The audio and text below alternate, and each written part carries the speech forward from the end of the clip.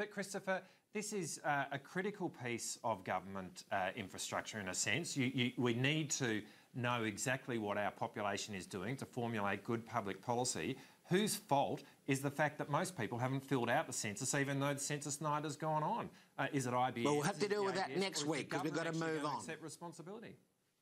We'll have to deal with that next week, Richard, because we've got to move on to the next topic. Will you take us to that? Okay, on the Olympics. Well, obviously it's been an exciting week in Rio, Richard, with the Olympics. And that brings us to our next item, which is our interview. And I might throw over to you, Christopher, to introduce us to Jonathan Swan. Well, thank you, Richard, and we're very lucky to have our man in Washington, D.C., Jonathan Swan, joining us from the United States, the national reporter for The Hill. Jonathan, of course, comes from Australia, for those of you who aren't familiar, and he has before and hopefully will regularly give us updates on the US presidential, congressional and Senate elections. So hopefully you're there, Jonathan, because we haven't had a chance to talk to you in the break. Welcome to our program.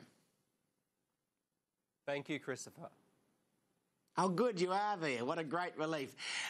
In terms of the last week or two for the Trump campaign. Jeff Sessions from Alabama, and that is very much...